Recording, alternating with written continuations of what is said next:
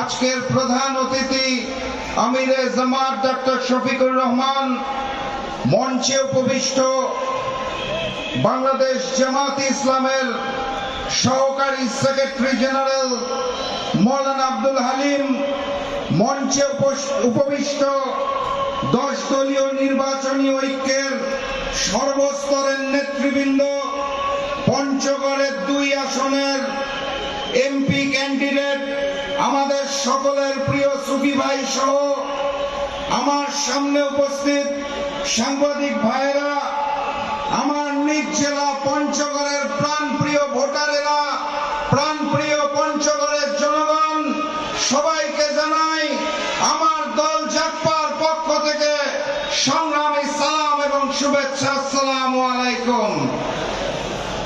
আপনারা কেমন আছেন? এই ঐতিহাসিক চিনিকল মাঠটা আমার জন্য অত্যন্ত আবেগপ্রবণ একটা জায়গা।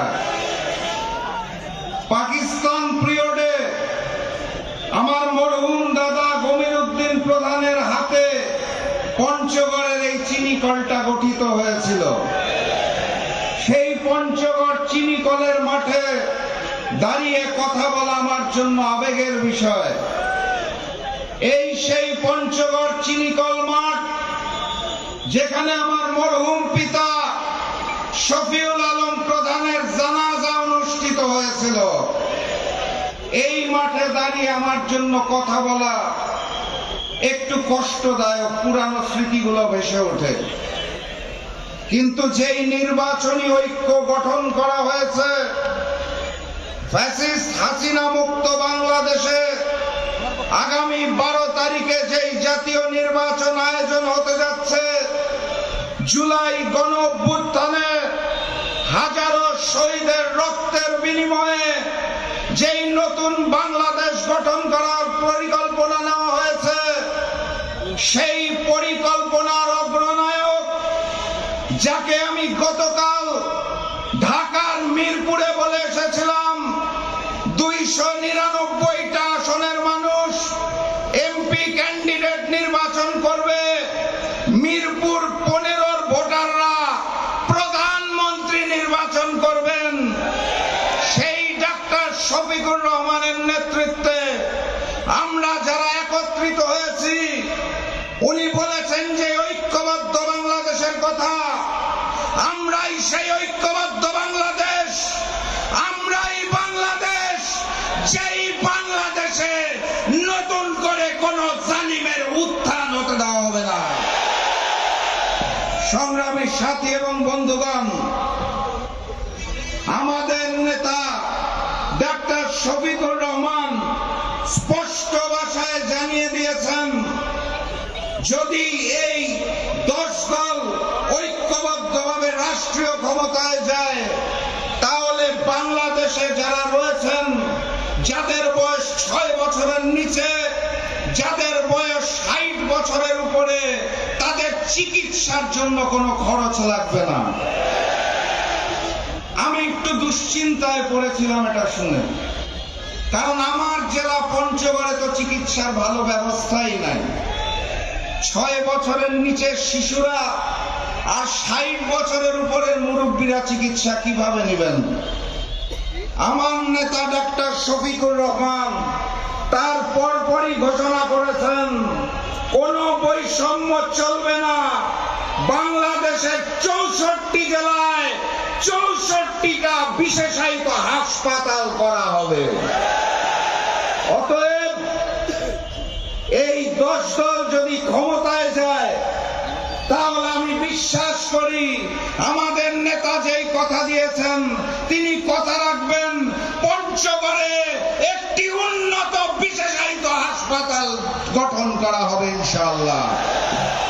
তবে আমি একই সাথে সাথে পঞ্চগড়বাসীর পক্ষ থেকে আবেদন জানাতে চাই, পঞ্চগড়ের মানুষ দীর্ঘদিন ধরে অবহেলিত। বিশেষায়িত হাসপাতালটা দিবেন ধন্যবাদ, সাথে সেটাকে মেডিকেল কলেজে রূপান্তর করতে হবে ইনশাআল্লাহ। এটা আমাদের প্রাণের দাবি। এখানেই ডাক্তার শফিকুর রহমান থেমে যান নাই।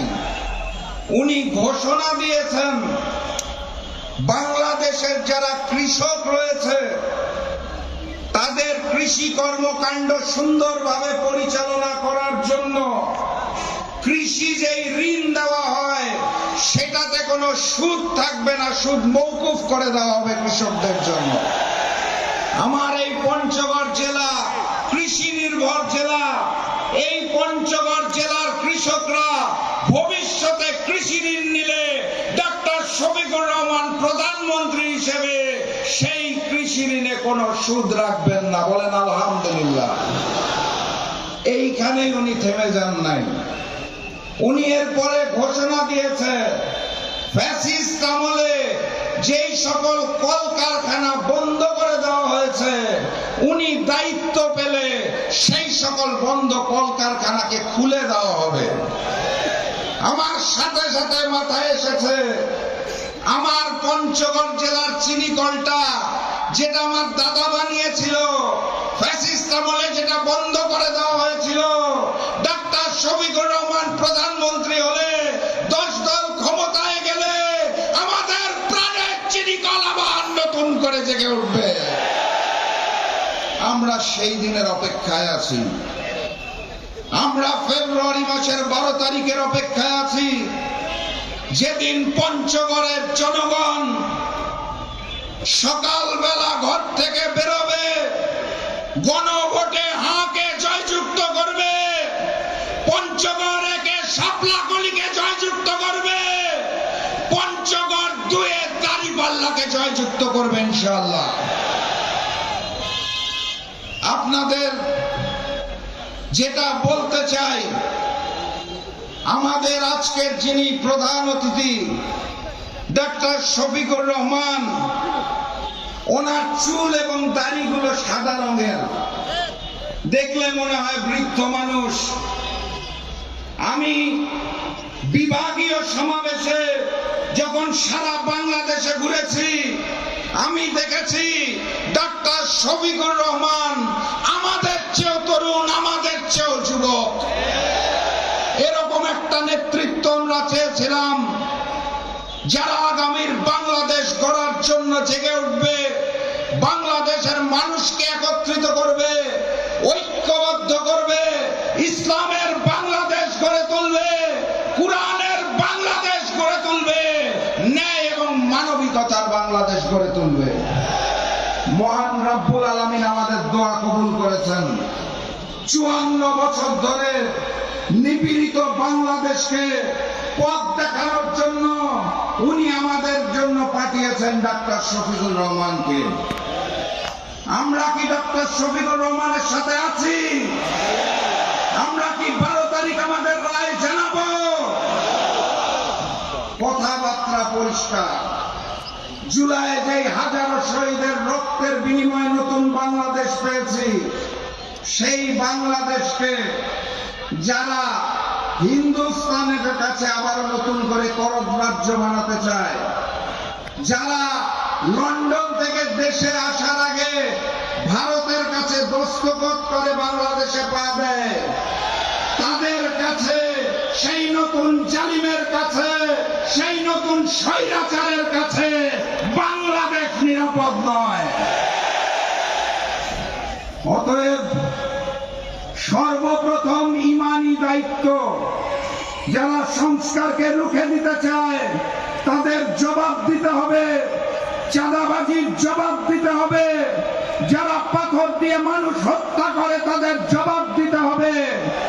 ওই জুলাইয়ের শহীদদের কসম আমরা 12 তারিখ গণভোটে হাঁকে জয়যুক্ত করব, হাঁকে জয়যুক্ত করব, হাঁকে জয়যুক্ত করব ইনশাআল্লাহ। এটা আমাদের প্রথম ইমানি দায়িত্ব। আমাদের দ্বিতীয় ইমানি দায়িত্ব শাপলাকলি এবং দাঁড়িপাল্লাকে জয়যুক্ত করা। যেই ডাক্তার শফিকুর রহমানের কথা বলছিলাম, দেখুন ওনার সুদৃষ্টি দূরদৃষ্টি, উনি নির্বাচনী প্রচারণা, ওনার নিজ আসন ঢাকার মিরপুরের পরে যখন যাত্রা শুরু করলো, আমাদের এই অবহেলিত পঞ্চগড়ে ওনার প্রথম অনুষ্ঠান। উনি অন্যান্য নেতাদের মতো বাংলাদেশের ধনী অঞ্চল চট্টগ্রাম থেকে শুরু করে নাই, উনি সিলেট থেকে শুরু করে নাই। উনি জানে উত্তর জনপদ অবহেলিত, উনি উত্তর জনপদের বাংলাদেশ এক আসন দিয়ে ওনার নির্বাচনী প্রচারণা শুরু করেছেন। এটা আমাদের জন্য এক বিশাল পাওয়ার বিষয়, কারণ উনি আমাদের দিকে মুখ তুলে তাকিয়েছেন। মহান রব্বুল আলামিনের রহমত ওনার উপর আছে। আমরা যদি বেঈমানি না করি তাহলে এই পঞ্চগড়ের ঐতিহাসিক চিনিকল মাঠে দাঁড়িয়ে ওয়াদা করে যাচ্ছি 12 তারিখের পর বাংলাদেশের নতুন প্রধানমন্ত্রীর নাম ডাক্তার শফিকুর রহমান।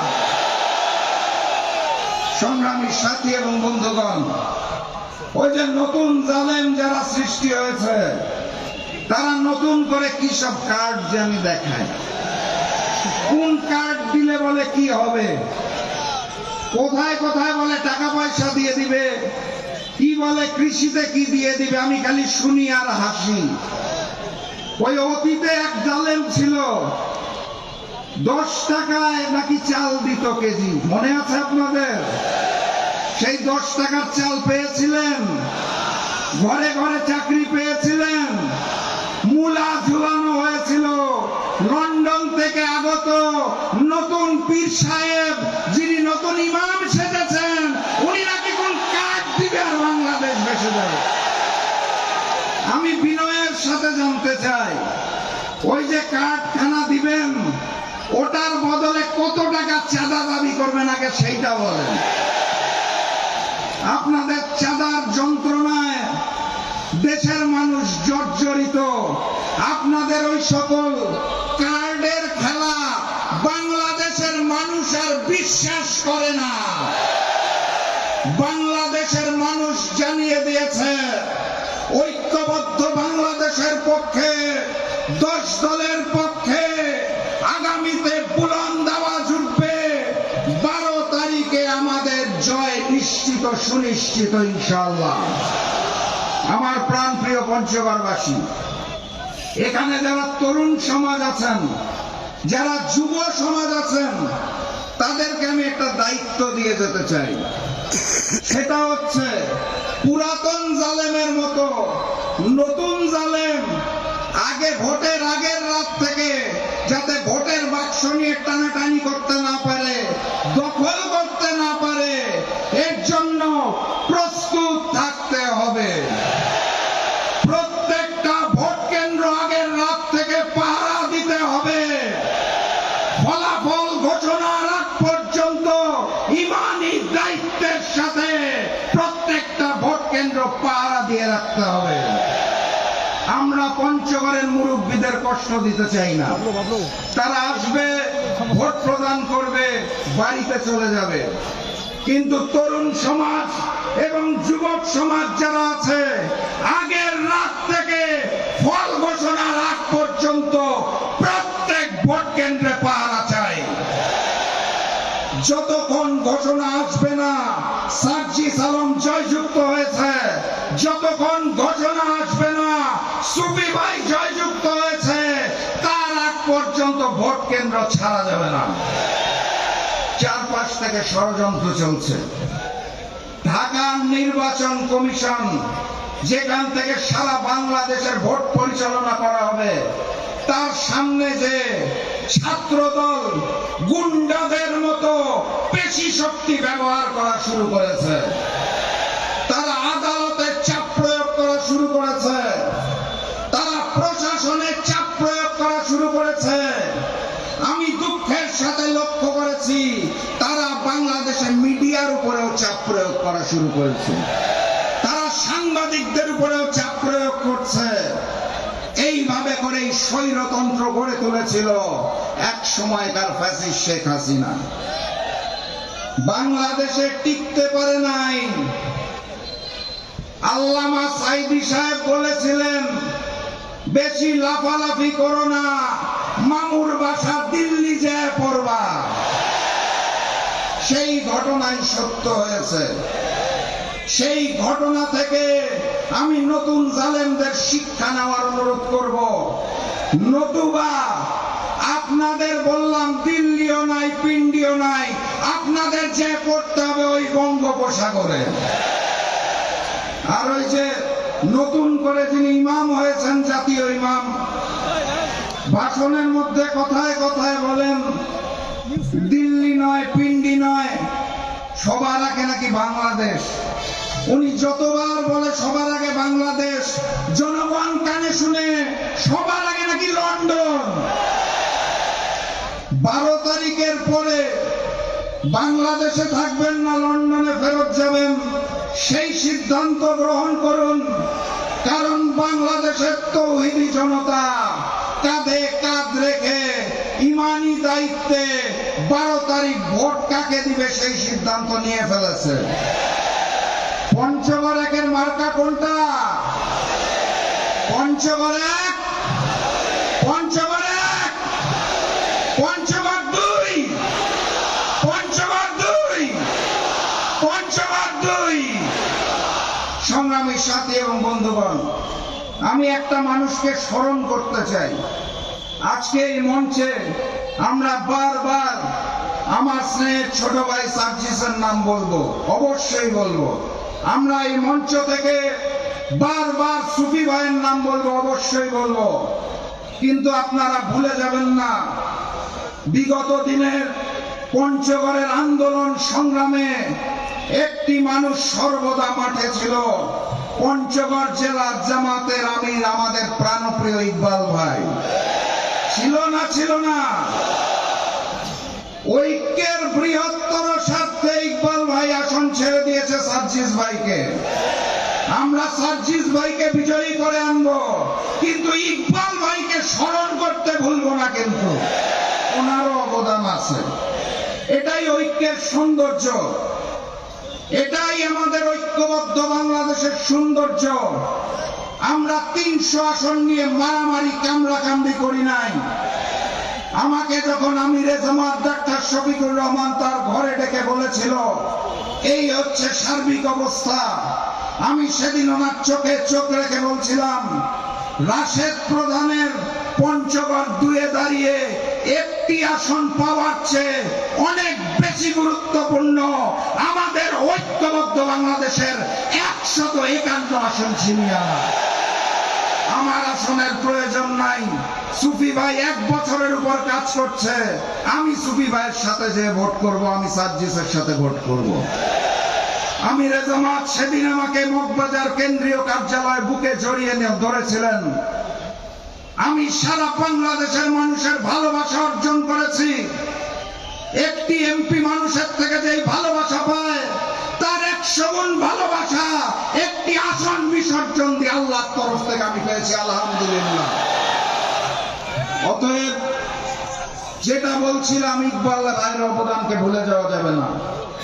সুফি ভাইয়ের জন্য ঐক্যবদ্ধ হয়ে কাজ করতে হবে, আমাদের ভাই সার্জিসের জন্য ঐক্যবদ্ধ হয়ে কাজ করতে হবে। পঞ্চগড় 1 আসনে দাঁড়িপাল্লা নাই কেন, এটা নিয়ে মন খারাপ করা যাবে না। আর আমি জাস্ট ছোট্ট করে পঞ্চগড়ে জাকপার যারা আছেন আমার দলের, তাদের স্পষ্ট ভাষায় জানিয়ে দিতে চাই, ডাক্তার শফিকুর রহমান যেই ঘোষণা দিয়েছে সেটা আমাদের সকলের ঘোষণা। আমরা সকলে মিলে ঐক্যবদ্ধ বাংলাদেশ। আগামী নির্বাচনে কোন জামাত চিনি না, এনসিপি চিনি না, জাকপা চিনি না, সবাই মিলে ঐক্যবদ্ধ বাংলাদেশ। ঐক্যবদ্ধ বাংলাদেশের যিনি দাঁড়িয়েছেন, যেই প্রতীকে দাঁড়িয়েছেন, সেটাই 12 তারিখ পর্যন্ত আমার দল। আমি পঞ্চগড় 1-এ দাঁড়িয়ে এনসিপির একজন কর্মী। আমি পঞ্চগড় 2-এ প্রবেশ করা মাত্র রাশেদ প্রধান জামাতের একজন সাধারণ কর্মী, কোন নেতা নয়। 12 তারিখ পর্যন্ত পঞ্চগড়ে আমাদের দুটোই নেতা, এক হচ্ছে সার্জিস ভাই, আরেক হচ্ছে সুফি ভাই। কোন দলের ভেদাভেদ নাই, শাপলা কলি এবং দাঁড়িপাল্লার জয় চাই। প্রতীক নির্বাচনের গল্পে গণভোটকে ভুলে যাবেন না তো।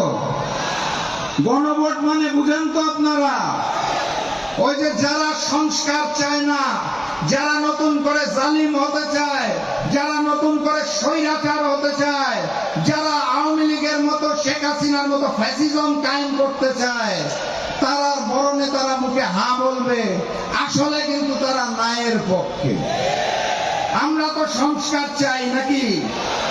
আমরা তো চাই দেশটা উন্নত হোক, মানবিক হোক, চাই নাকি?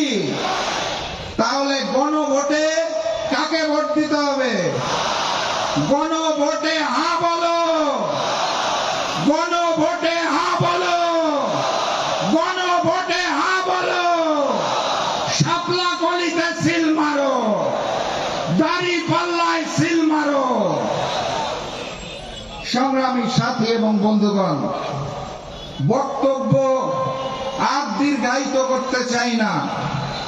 আপনাদের স্পষ্ট ভাষায় শুধু মনে করিয়ে দিতে চাই, পঞ্চগড়ের জমিনে গমির উদ্দিন প্রধান, শফিউল আলম প্রধান যেভাবে দায়িত্ব নিয়ে কাজ করেছিল, আপনাদের সুখে দুঃখে বিপদে আপদে রাশেদ প্রধান আপনাদের সাথে থাকবে, কথা দিয়ে যাচ্ছি, ওয়াদা করে যাচ্ছি।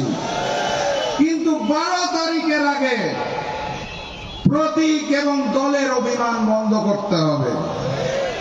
আমাদের মার্কা নির্ধারিত, গণভোটের মার্কা নির্ধারিত।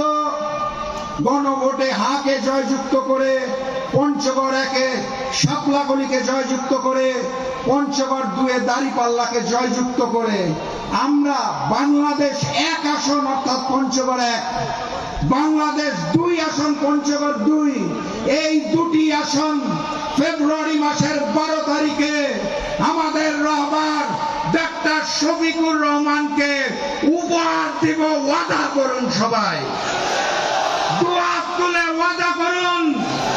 বাংলাদেশ 1 আসন সার্জিস আলমকে জয়যুক্ত করব, ডাক্তার শফিকুর রহমানকে উপহার হিসাবে আসনটি দিব। পঞ্চগড় 2 আসন সুফি ভাইকে জয়যুক্ত করব এবং বাংলাদেশের 2য় আসন ডাক্তার শফিকুর রহমানকে উপহার হিসাবে দিব।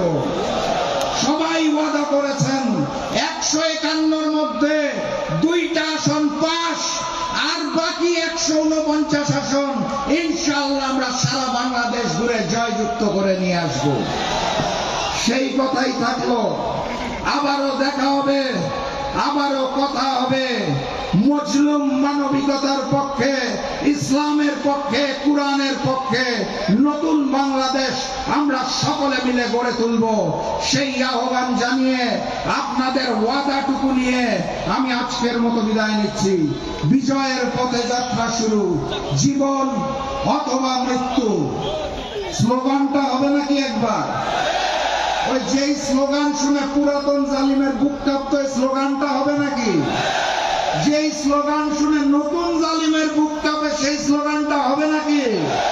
তাহলে শুরু করেন, নারায়ে তাকবীর, নারায়ে তাকবীর, নারায়ে তাকবীর। সবাইকে অনেক ধন্যবাদ। আসসালামু আলাইকুম।